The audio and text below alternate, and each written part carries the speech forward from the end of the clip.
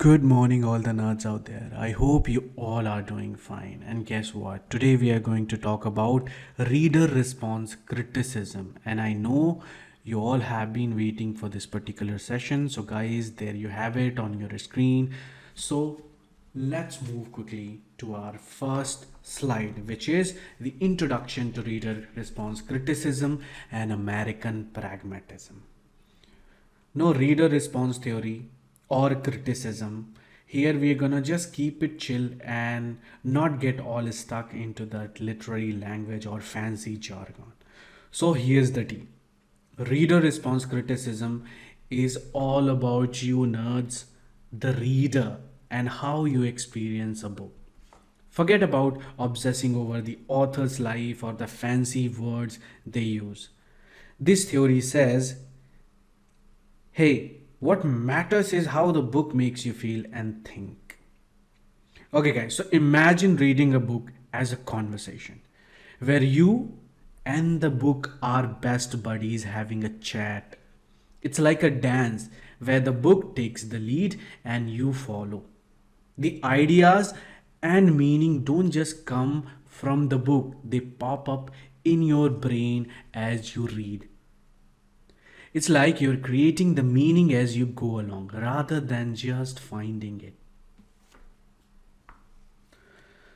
Some smart people like C.S. Lewis, Stanley Fish, and Norman Holland talked about this in their books, and they were all about understanding how you, my nerds, or the reader play a huge part in making a book come to life.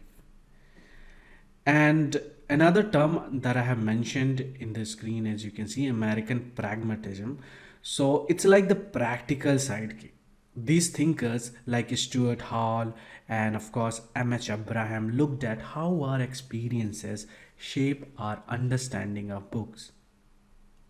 So it's all about how we apply what we read to our everyday life. So if you ask me in a nutshell, I would say reader response criticism and American pragmatism say, hey, don't just read a book, interact with it. Your thoughts and feelings matter as much as what the author wrote. So, my nerds, next time you dive into a story, remember you're not just reading, you're having a conversation with the book, and that's pretty cool, right?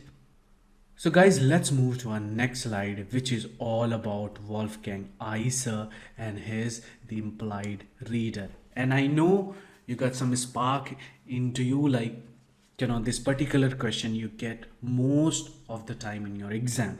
And luckily, we are going to cover this here. Okay, let's talk about Wolfgang Iser, the German literary scholar who had some really interesting ideas about reading books. So imagine you're reading a book, right? Well, Iser was all about what happens when you read a book. He's known for something called reader response criticism. As we know, basically means he was curious about how readers like you and me interact with a story. Iser, along with his buddy Hans Robert Jauss, that we're going to discuss in our next slides, they were like the founding father of something called the constant school or reception theory. It's a fancy way of saying they were really into studying how we read and interpret literature. Now, here's the cool part. Iser said that a book isn't just the words the author wrote or what we, the readers, read. Think about it. It's something in between, like a dance between the author and the reader. He called this particular in between thing the implied reader. So, when you read a book, Isa believed you see things from four different angles. And what are these angles? First, what the narrator is saying. Second, what the characters are doing. Third, how the story goes. And at the end, what this implied reader is like. So it's like you're a part of this conversation between all these elements. Isa thought that a book isn't just an object, it's more like an effect that happens when the words on the page meet your imagination. And here's the interesting part. He said the book is a kind of controls how you respond to it. So instead of thinking about the real reader, that's you and me, Iser talks about this implied reader that each book kind of needs to make sense. It's like the book has its own idea reader in your mind.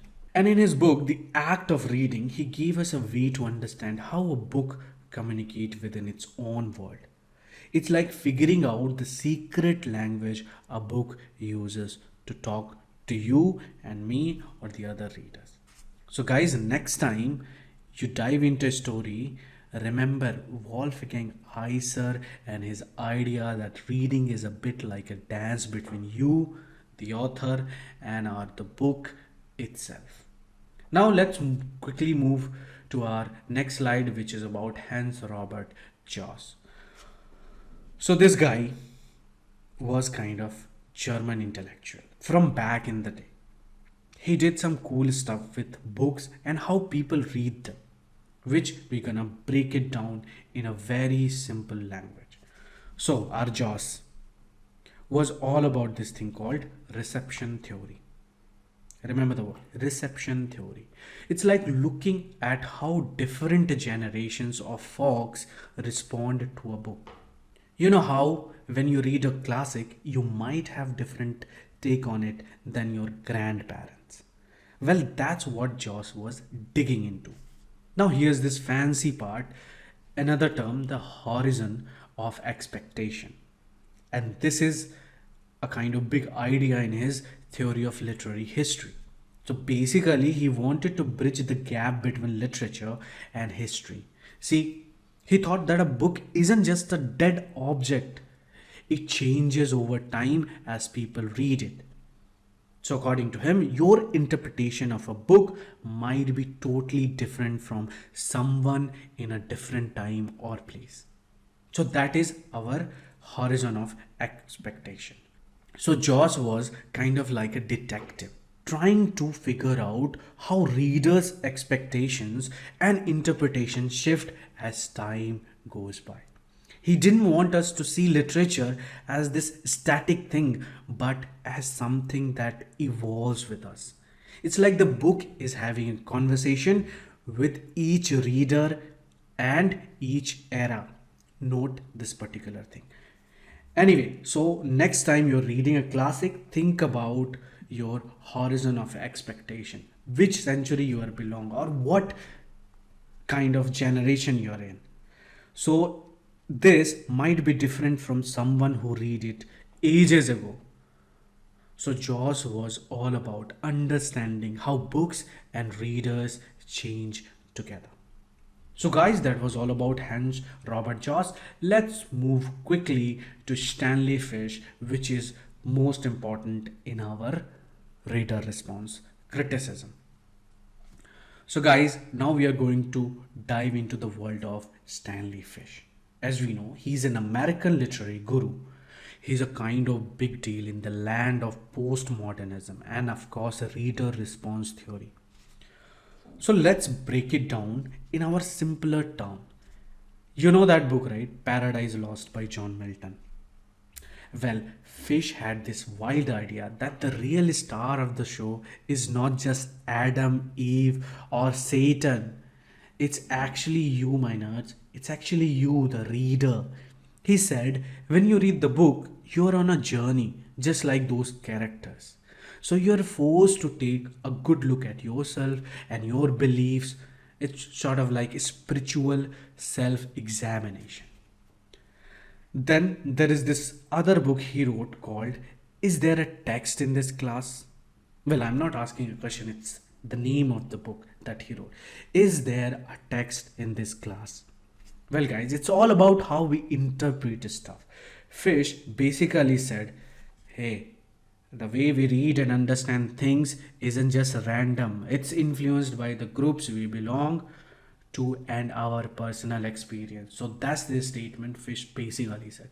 So it's like if you and your friends read the same book, you might all see it a different because of your unique backgrounds and ideas. Okay, guys, now let's talk about one of the important concept, which is interpretive communities, which is basically very important concept in reader response criticism and also in your exam, because it's certain that they are going to ask one question based on interpretive communities. Or if I would say in reader response criticism, they might ask this particular concept. So it's a fancy term, but it's not as complicated as it sounds, guys. It's quite easy. Think of it as a group of people, right, who share similar ideas and ways of looking at the world. So, Fish was all about how these communities shape the way we interact things. It's like when you and your buddies have your own inside jokes or understanding that others might not get it. Only you two guys share this kind of joke, right? So, and finally, Fish talked about another term, which is linguistic system. This is just a way of saying that our understanding of language isn't entirely random. We share certain rules and meanings because we all speak the same language. It's what lets us communicate and understand each other. And again, if you ask me in nutshell, it will be like Stanley Fish was all about how we read, understand, and interpret stuff based on who we are and the groups we belong to. And he made us think about how our own experiences and the languages we speak shape the way we see the world. Okay, now let's move quickly to our next titan in reader response criticism. As you can see over your screen, a guy with a glass, Norman Holland. And of course, his The Dynamics of Literary Criticism. So Norman was all about understanding how our brains work when we read stuff. He's famous for being one of the pioneer of reader response criticism. Basically, he wanted to know how our feelings and thoughts affect the way we understand stories. Now I'll take you way back in 1959. He wrote a book called The First Modern Comedies.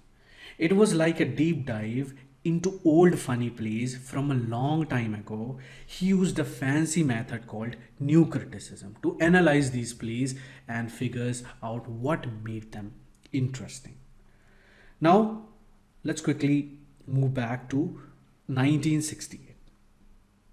And Holland dropped another bombshell, and that was our main topic, the dynamic of literary criticism.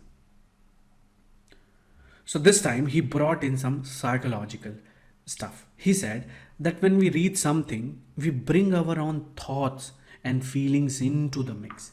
It's like we take a story and give it our own personal twist based on our emotions and thoughts. He also talked about how sometimes our brains play tricks on us, especially when we are reading.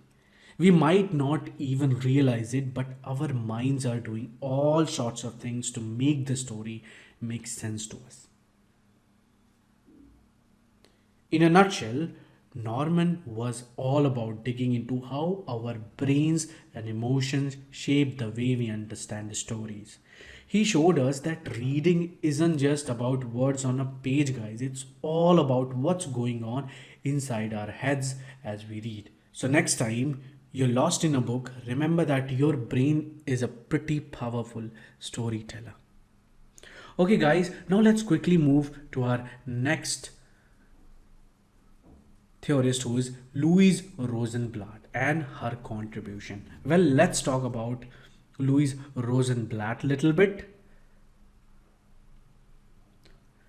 This lady actually rocked the world of teaching literature. And why, I'll tell you. First of all, she was a professor in the US and she's famous for her reader response theory of literature. Well, when she started teaching English literature at Barnard College, she got curious. And what was her curiosity? Can you guess? She wanted to know how each reader had their own unique reaction to a text. So basically, these all authors are talking about the same thing. So it's like she was digging into why we all see books differently. Now let's talk about her influences. She was inspired by John Dewey, Charles Sanders Peirce, and William Jones. These were her crew, and their ideas helped shape her thoughts on literature. She wrote two big deal books, and first up is Literature as Exploration in 1938. This was kind of big hit and was all about how reading can open up new worlds and ideas for us. Then in 1978, she dropped another book, The Reader, the Text, the Poem, The Transactional Theory of the Literary Works. Kind of fancy title, right? But anyway, you can see it over your screen. But here's the deal. She said, reading literature is like a conversation between you and the text. It's not just about the words on the page, guys. It's all about what you bring to the table as a reader. So, again, in a nutshell, Louise Rosenblatt was all about how we connect with books.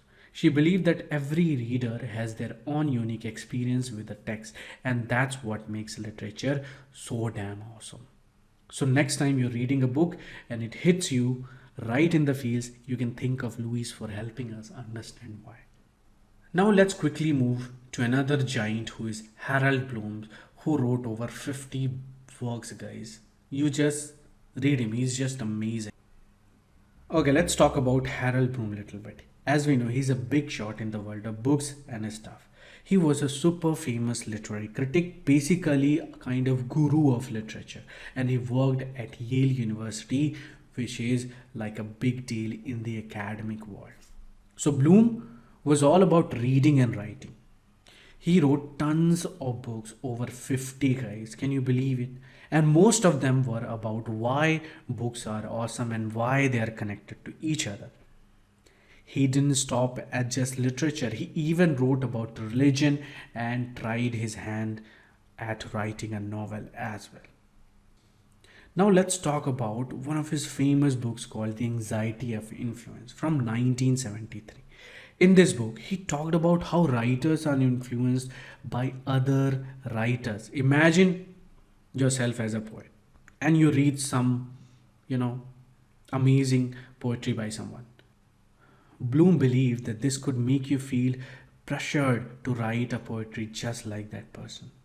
He said this could be a problem because your work might end up feeling like a copycat. But Bloom also thought there were a few super strong poets who managed to write their own unique stuff even when they were influenced by others. He believed that poets like Shakespeare and Ben Jonson were like that. He even said Shakespeare had a hard time early in his career because he was influenced by another poet, Christopher Marlowe. So Bloom divided his book into six fancy categories.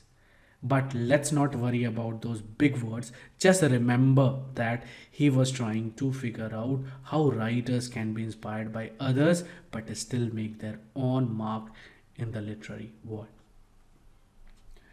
And these six major categories, as you can see, starting with Kleinman, Tessera, Kenosis, Demonization, Ascesis, Apophrates. If you want to read more about it, you can go and check it out. But anyway, you just need to understand Kleinman. I think in a couple of years back, they asked one question based on that Kleinman. So remember that also. Now let's quickly move to M.H. Abraham, The Mirror and the Lamp.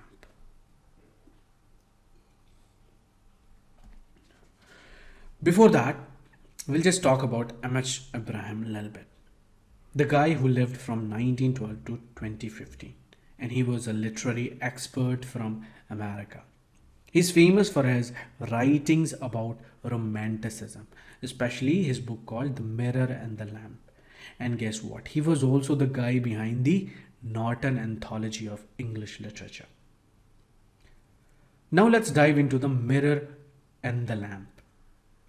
So Abraham argued that before the Romantic period, people thought of literature like a mirror, reflecting the real world, kind of like taking a picture.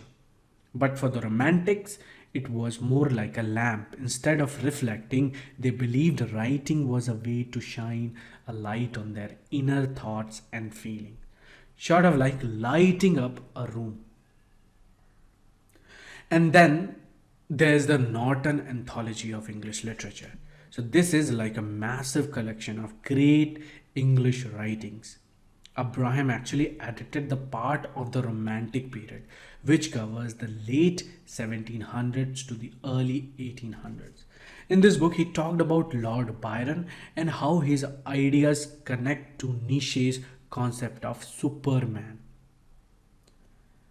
When it came to P.B. Shelley, Abrahams mentioned that Shelley meant well but had a tough time in life.